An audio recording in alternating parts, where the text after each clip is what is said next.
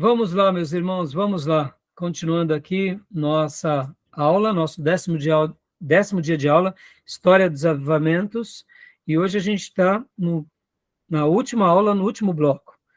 E agora a gente está estudando aqui o avivamento na China. E eu separei uma parte aqui para vocês que vale a pena agora a gente ler inteira essa história, para que fique no nosso coração parte do que está acontecendo lá. É óbvio que muita coisa a gente vai conhecer depois da história da igreja ter se completado. Até lá, a gente não sabe, mas a gente acredita que o que foi registrado aqui são aqueles acontecimentos que Deus nos permitiu saber. Então, pastor Johnny, leia para nós, página 167, fome intensa. Fome intensa.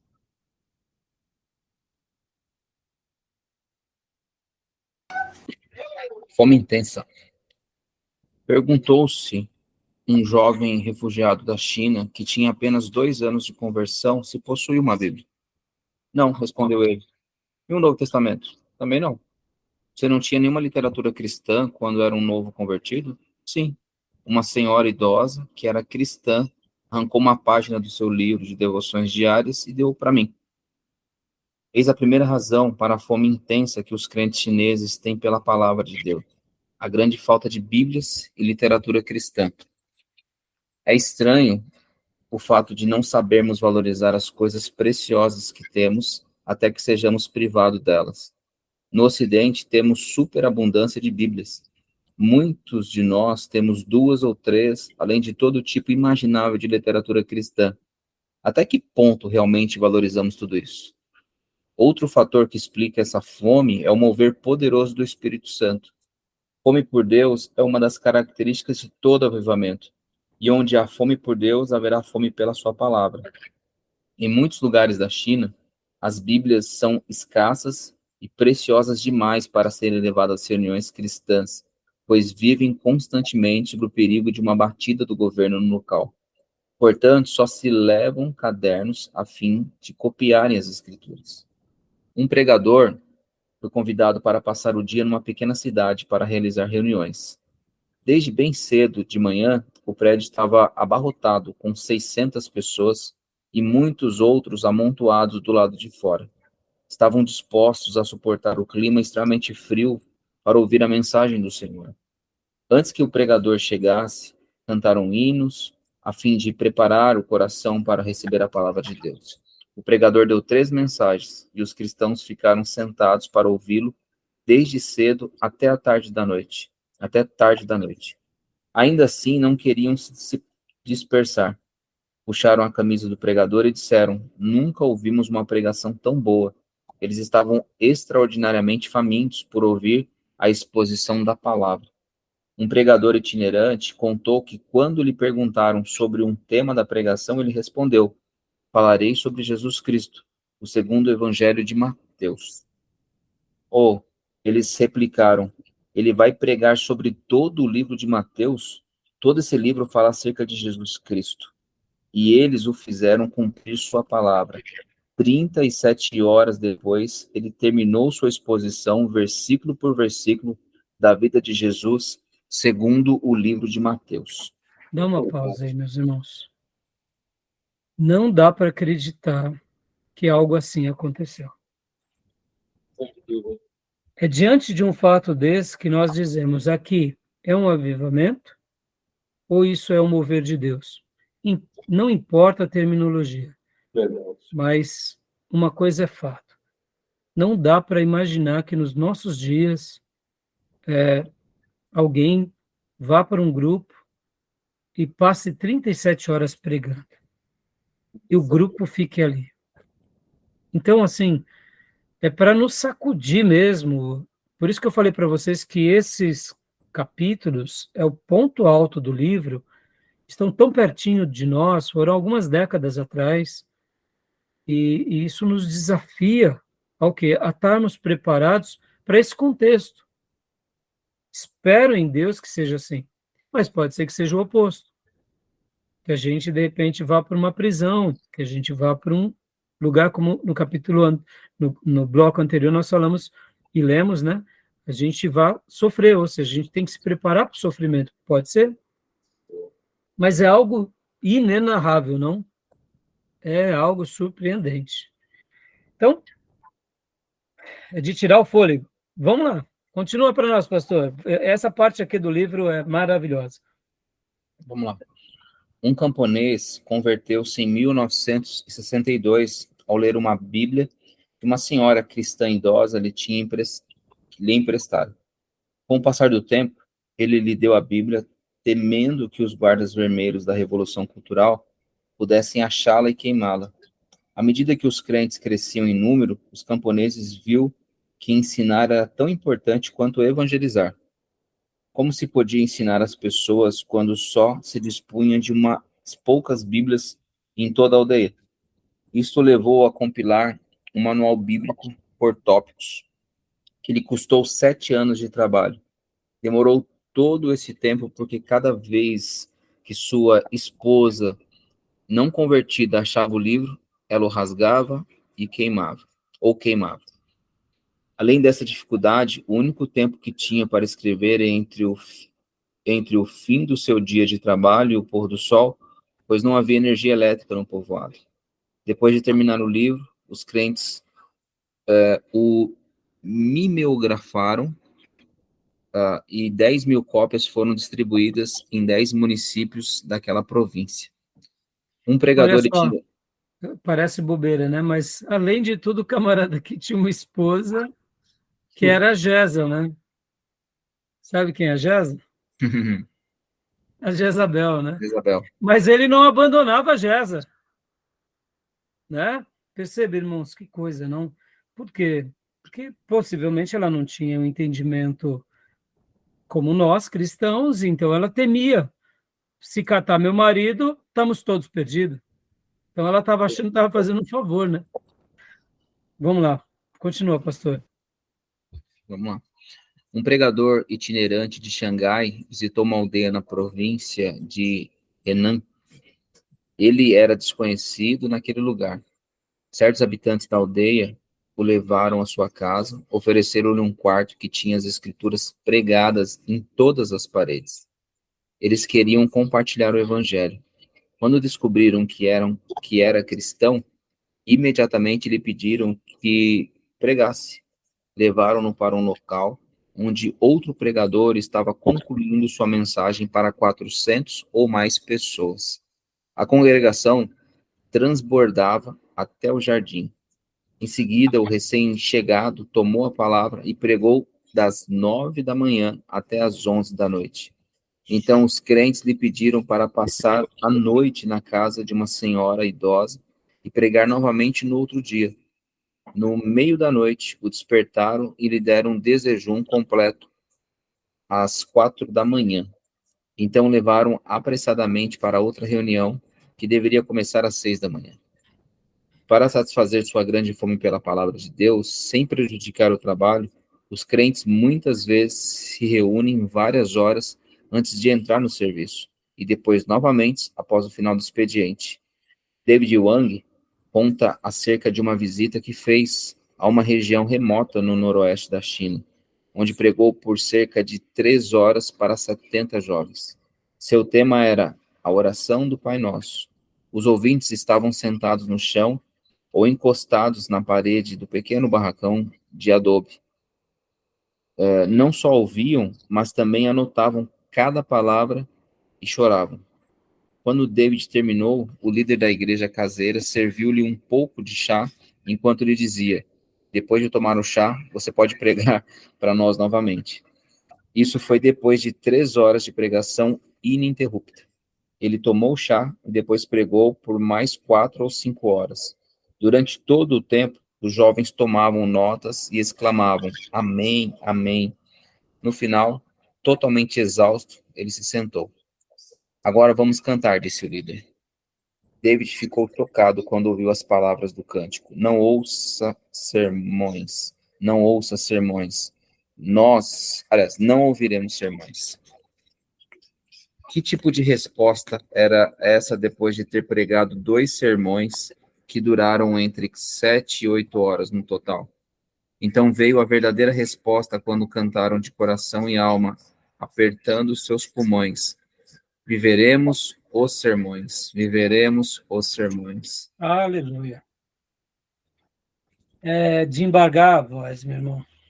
É muito forte. Por isso que eu separei essa parte hoje aqui para vocês, porque não dá para imaginar isso. Isso me faz lembrar Neemias, ao ler o livro da lei. Isso me faz lembrar a Igreja Apostólica. Isso me faz lembrar a coragem da reforma. Isso me faz lembrar os dias de Whitefield, os dias de Wesley. Que Deus faça de novo. Que Deus faça de novo e continue fazendo isso entre os nossos irmãos. Olha que canção. Não ouça sermões. Não ouça sermões. Não ouviremos sermões. Viveremos os sermões. Viveremos os sermões. Continua para nós, pastor. Amém. Ele partiu dali sabendo que eles realmente o fariam. A oração fervorosa e o apetite insaciável pela palavra de Deus que temos narrado simplesmente nos mostram que os crentes chineses estão famintos por Deus, de uma forma que raramente observamos na igreja em geral. Sua disposição para abraçar a cruz e sofrer, sua determinação para testemunhar, sua avidez e fervor na oração, seu amor pela comunhão dos santos, seu anseio por receber mais e mais da palavra de Deus e a sua resposta fervorosa a essa palavra falam de um coração que responde a Deus. No Ocidente, temos a mesma Bíblia, o mesmo acesso a Deus em oração, as mesmas ou maiores oportunidades de ter comunhão, o mesmo Espírito Santo. Por que então não vemos essa mesma fome nas pessoas? Não seria porque temos tanta coisa para tirar nosso apetite espiritual? Quer estejamos envolvidos no meio evangélico, na renovação, no movimento pentecostal, ou em um movimento de restauração, a situação em geral é a mesma. A igreja tem sido invadida por uma influência que não procede do Pai, mas procede do mundo. 1 João 2,16. E a maioria não tem consciência de ter sido afetada por isso.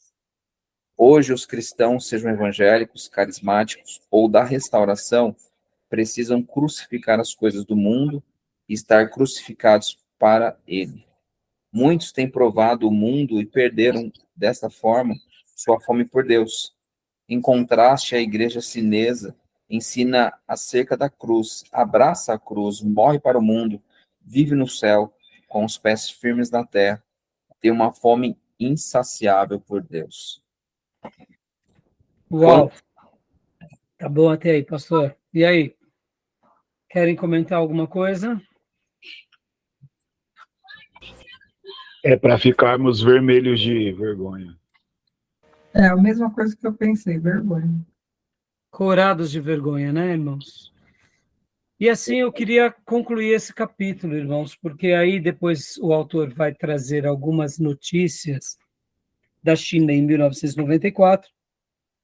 É óbvio, irmãos, que a gente sabe que muita coisa deve ter mudado, mas eu não duvido que também o poder de Deus que invadiu essas almas se perpetuarem em outras almas, porque vocês vão de convir comigo que quem ainda não tem o contato com o Evangelho, quando descobre o Evangelho, dá um imenso valor, como acabamos de ler nas linhas anteriores. Hoje a gente tem a Bíblia e talvez a liberdade, e de repente a gente tem essa comodidade. Eles não podem ter Bíblia, eles não podem ter liberdade. Eles queriam tanto conhecer. Então eles se agarram como se fosse o seu tudo. E para nós isso é um desafio, para a gente realmente valorizar de fato o que importa na nossa vida, né? A gente parar de dar valor àquilo que nada importa.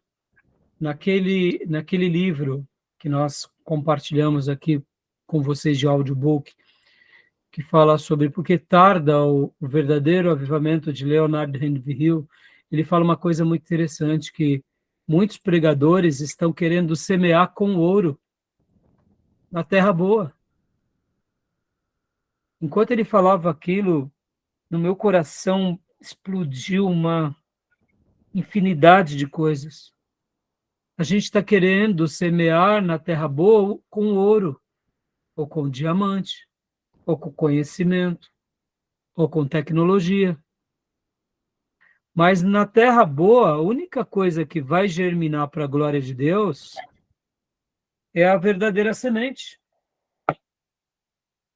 E o que é a verdadeira semente? Essa que a gente viu que os chineses estavam com sede. Pode ver. Nós não somos a semente. Nós temos a semente. Nós lançamos a semente. São vários tipos de terreno. Mas na terra boa só vai frutificar a boa semente. O diabo tenta nos enganar dizendo que a fama, se a gente semear a fama, a gente vai colher fruto para Deus, e não vai. Se a gente semear ouro ou prosperidade, a gente vai colher para Deus, não vai. Se a gente semear status, prazeres, a gente vai colher para Deus, não vai. Porque no terreno de Deus só nasce para a glória de Deus quando é a semente de Deus, né? Então, com os chineses a gente aprende isso. Tá bom, meus irmãos? E aqui, então, a gente encerra o capítulo de número 11. Vamos pincelar agora o 12. Contribuição chinesa para a reforma da igreja, né? E aqui, o autor ele vai trabalhar bastante novamente sobre White Money. Vamos ler na página 184, estilos diferentes no ministério da palavra. Eu quero só ler algumas frases aqui com vocês. Onde você está, Júnior? Então, leia para nós, ó. Não é nosso propósito apresentar, leia para nós, esse parágrafo. Okay. É logo depois, no meu livro é a página 184, né? Estilos diferentes no ministério da palavra. Aí tem o primeiro, segundo, terceiro, quarto parágrafo. Ah, tá.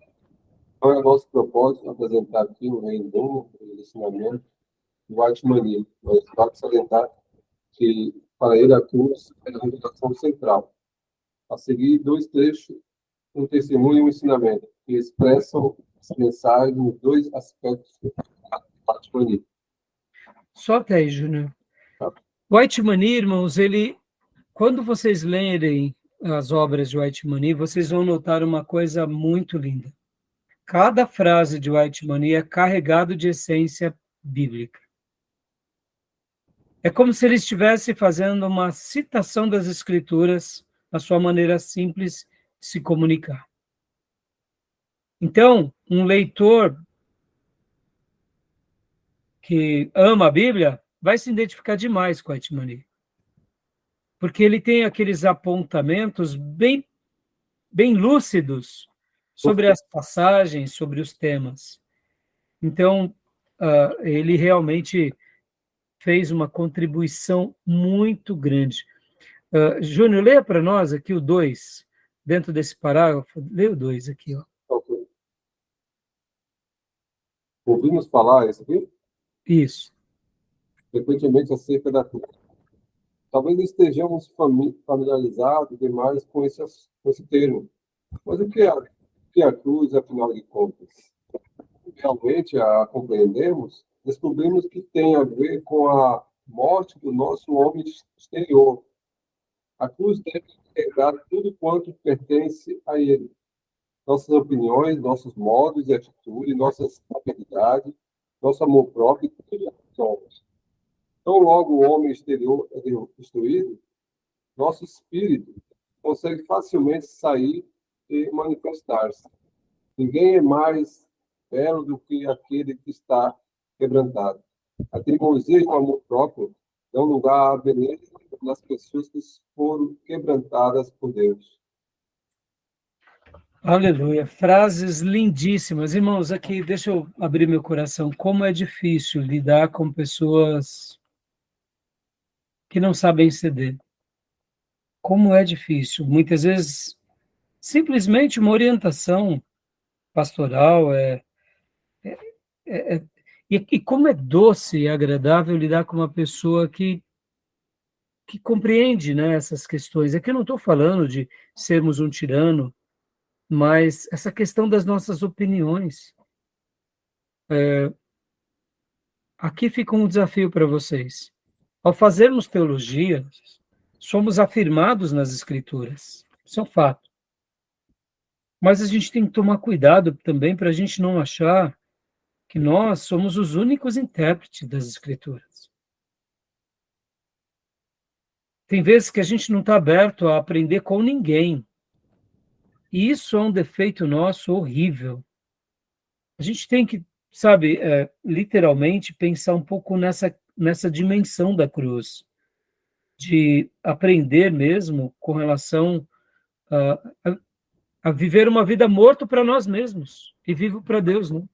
Então, o Atmani, ele realmente vai ser muito lúcido nisso. Bom, vocês têm noção, talvez, vocês, depois de Atmani, ele tem um discípulo que é o Witness Lee, que é o criador daquele movimento Árvore da Vida.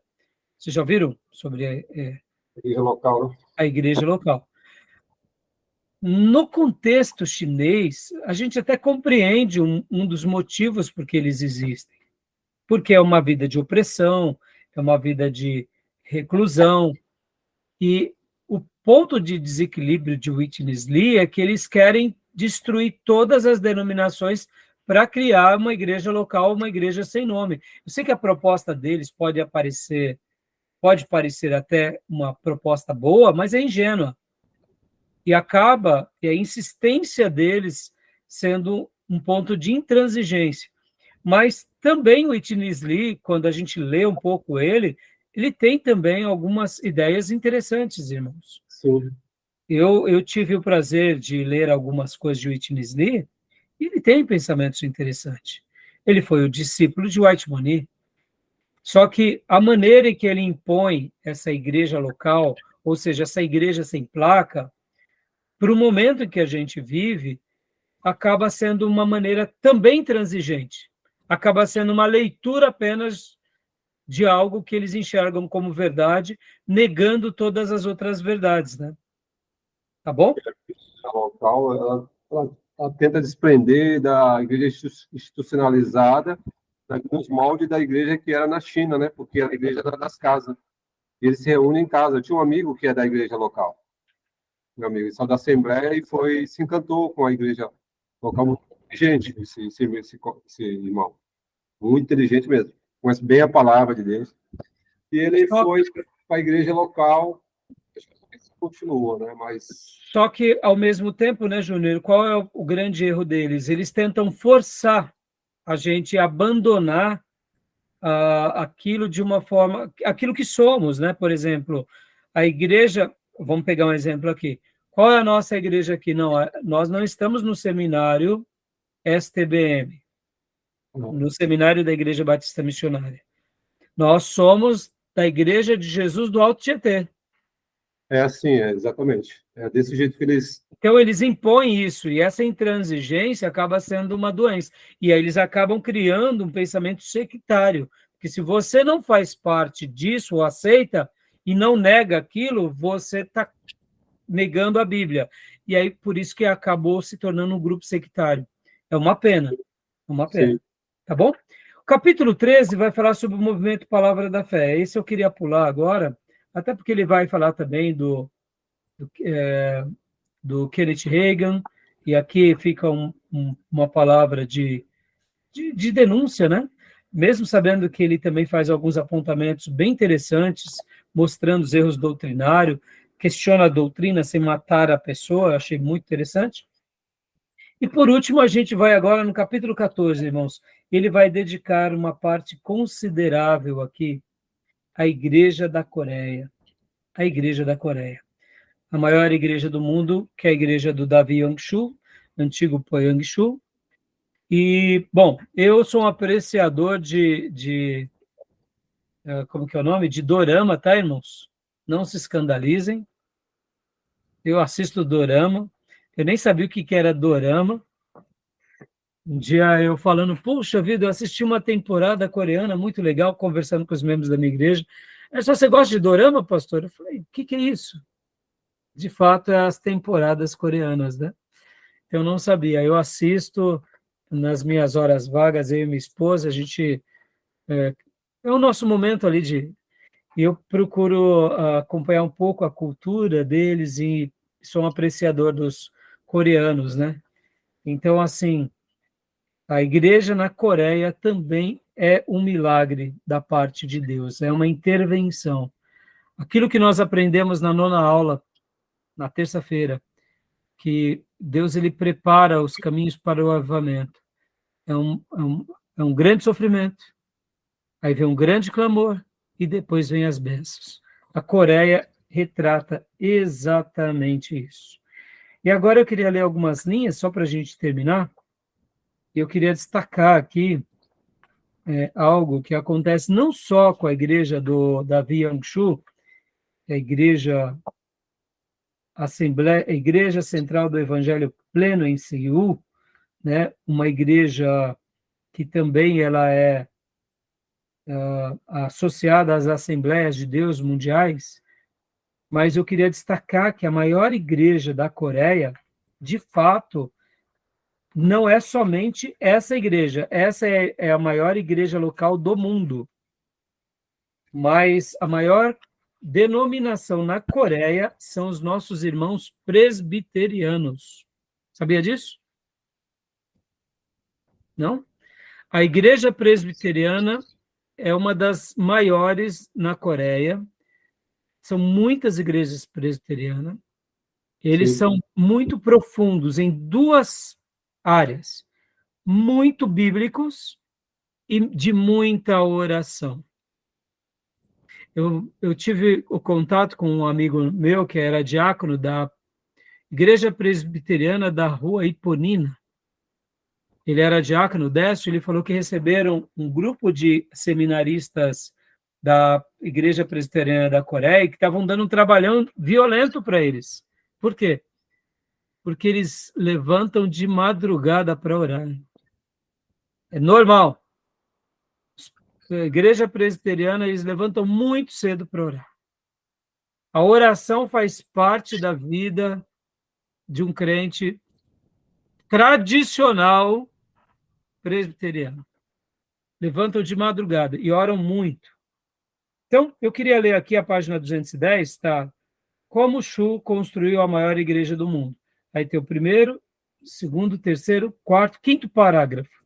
Quando era um jovem estudante, pode ler para nós, mas, por gentileza? Eu não sei se no seu é 211 ou 212. 11 mesmo. Quando era um jovem estudante, Schuh foi influenciado pelos escritores do filósofo alemão Hermann Hesse. E Demian Hesse escreveu: você pode alcançar qualquer coisa se a desejar com suficiente paixão. Schuh se apegou a essa visão de que se uma pessoa concentrar toda a sua força de vontade em um determinado algo, ela o alcançará. Dá uma pausa aí. Deixa eu só dar uma explicação, irmãos. Isso é um princípio da vida. Se todos nós aqui, se a nossa proposta aqui, deixa eu gastar um minuto. Qual que é a nossa grande proposta aqui? Nos prepararmos para a obra de Deus. Não é à toa que estamos aqui, os nossos irmãos Gil, Johnny, estão aqui há 4 anos já. Quando vocês começaram, Gil? Que ano foi?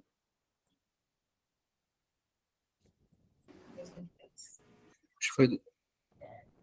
Eu não faço nem ideia. 2021, talvez? Foi um pouco antes da pandemia, não foi? Não, foi depois? após a pandemia.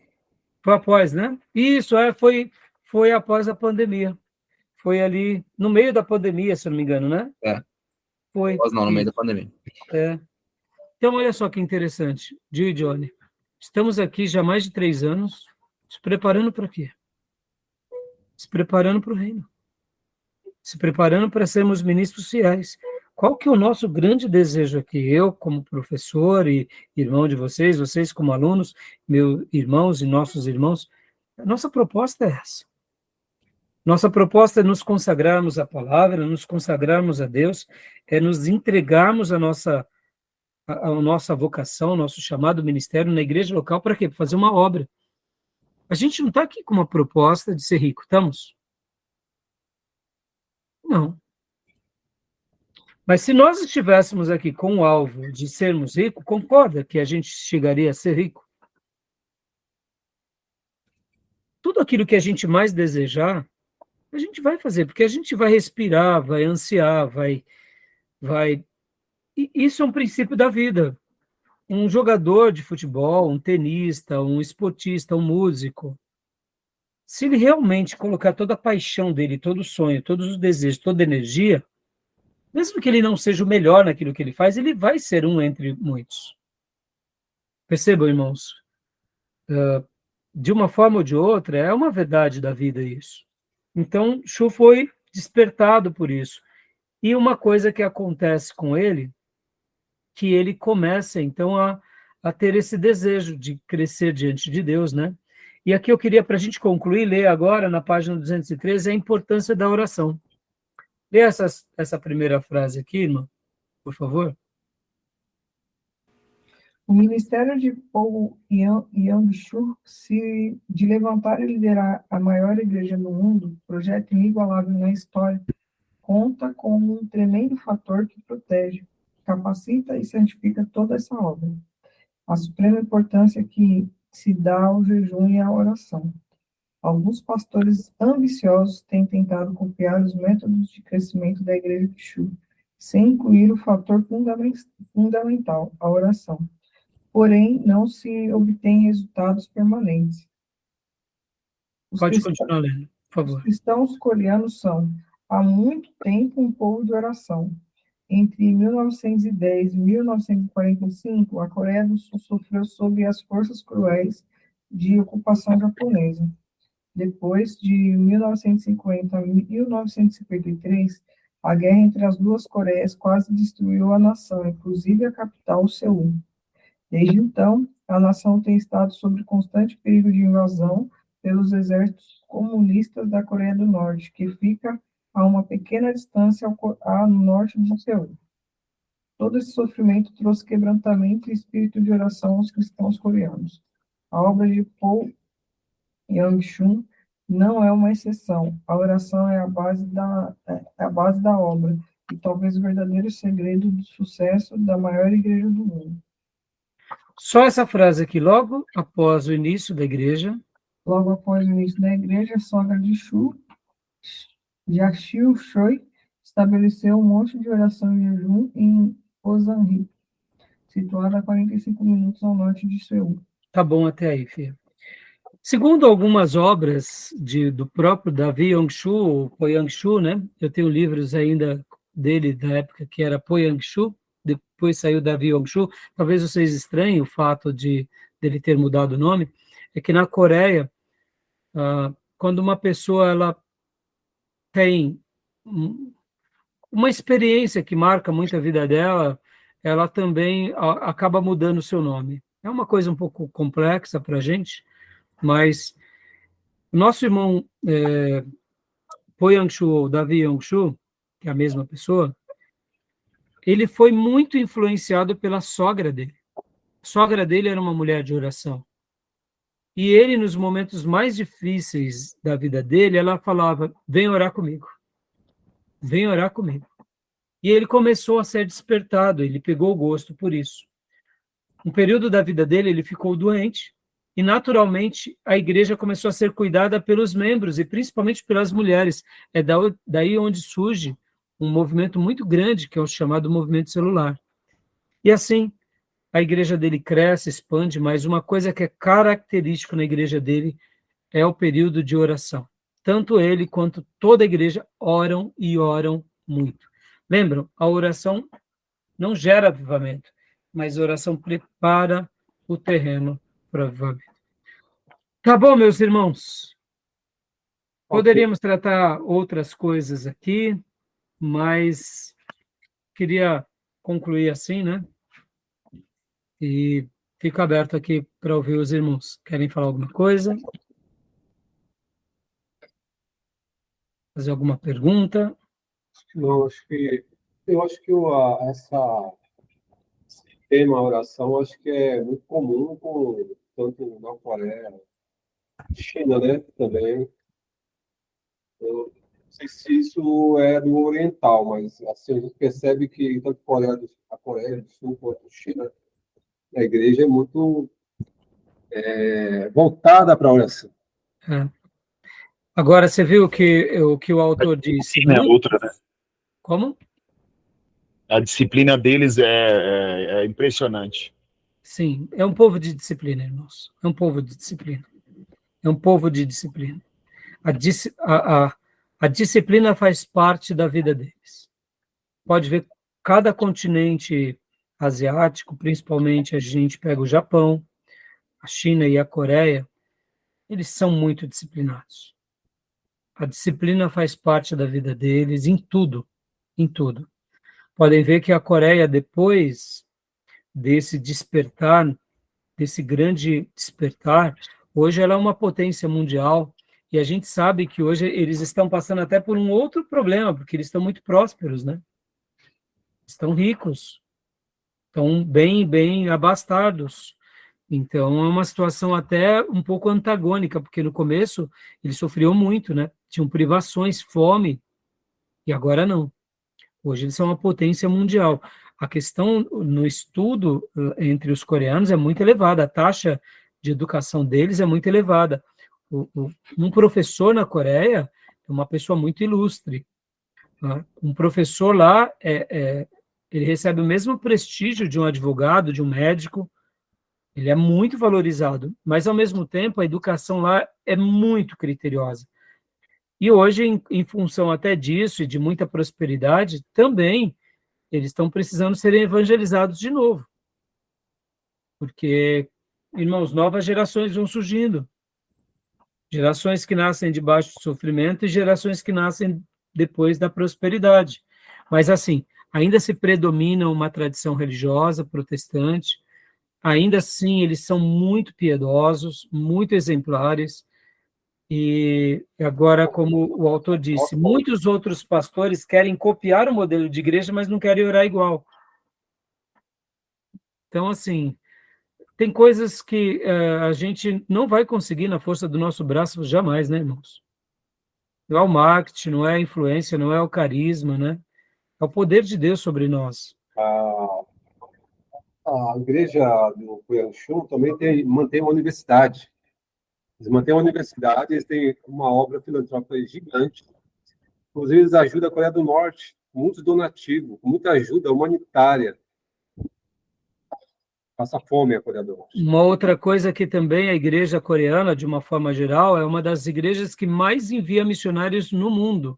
E é uma característica dos tipos de missionário que eles enviam, que geralmente eles enviam muitos missionários para os países comunistas e principalmente islâmicos, e eles chamam de missionários suicidas, porque eles sabem que eles só compram a passagem de ida, porque não sabem se vai voltar. Muito. Então, irmãos, encerramos aqui nossa matéria, meus irmãos. Amém. O Senhor nos ajude. O Senhor nos ajude a amar a Bíblia, amar o tesouro que a gente tem, amar a semente verdadeira, e que a gente possa valorizá-la na medida que ela realmente representa e vale, que a gente possa frutificar tudo o que Deus deseja, e que o Senhor tenha misericórdia de nós, das nossas vidas, igrejas, e que essa matéria seja muito mais do que um apanhado doutrinário e um apanhado histórico, que seja um apanhado devocional para nós. Eu disse isso já em outras horas para vocês, eu amo dar essa matéria porque eu sou desafiado a cada período a me avaliar, a me confrontar, a prescutar o meu coração, para dizer o que eu tenho feito para o meu Jesus.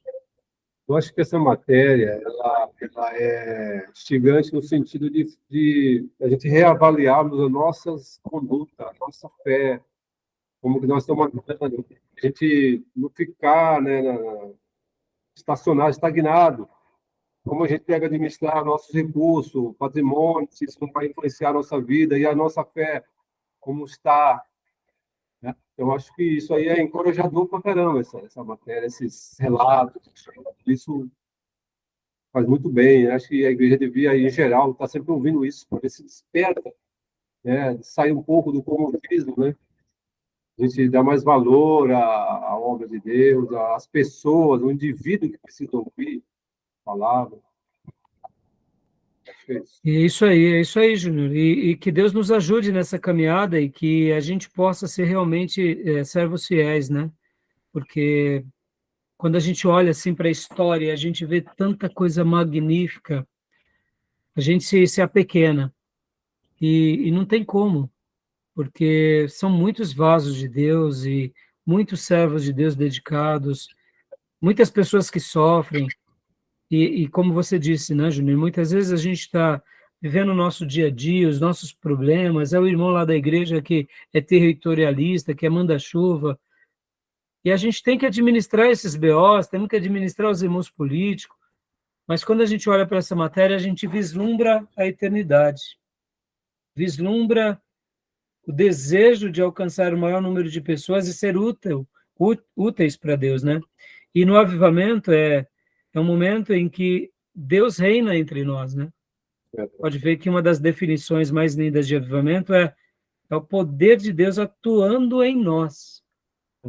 E aí, quando o poder dele atua, reina, os valores de Deus estão entre nós e, naturalmente, algo sobrenatural acontece. E na hora que esse sobrenatural acontece, o Senhor se torna o centro, nós somente o adoramos, o reino dele é expandido, vidas são atraídas, e por isso que esse é um tema que a gente tem que orar, pensar, prescrutar o nosso coração. E o desejo do meu coração é que, por meio dessas gravações também, Deus possa estar derramando fogo em muitas vidas para que muitos irmãos nossos possam aprender com essas literaturas, com essas biografias, e nós não deixemos nunca de crescer. E quando vier o grande avivamento, que a gente possa, quem sabe, nem que seja o último da fila, mas a gente possa participar desse avivamento. Amém, meus irmãos? Podemos encerrar? Mais alguma pergunta? Mais alguma colocação? Mais alguma palavra? Amém. Não dá vontade de parar, né? É isso aí. Então, se não está dando vontade de parar, é porque que Deus continue trabalhando nos nossos corações. Amém. Tá bom? Então, Amém. eu agradeço a Deus pela vida de vocês. Muito obrigado aqui por mais um módulo e que o Senhor nos ajude. E querendo Deus, terça-feira iniciamos um novo módulo. E aí vocês terão, então, até terça para declarar as leituras e entregar tudo. E a prova eu vou estar dando para vocês me passarem, possivelmente até domingo. Tá bom? Fechado? Amém. Então, que Deus continue abençoando, guardando, e que a oração de Abacuque seja a nossa oração. Faz de novo, Senhor. O Amém. Senhor faça de novo em nós e entre nós, e que o que os nossos irmãos viveram, a gente possa também viver, e que a gente possa ser fiel no pouco e que Ele nos leve, segundo a vontade dEle, para onde Ele desejar. Tá bom, meus irmãos? Fica aqui minha Ok. palavra de gratidão a cada um. Amém. Pai do irmão, Amém. bom semana. Deus abençoe. Bom fim de semana, meninos. Obrigado, bom descanso, gente. Graças a paz. Bom descanso, graça e paz. Amém. Shalom. Deus abençoe. Acorda, irmão.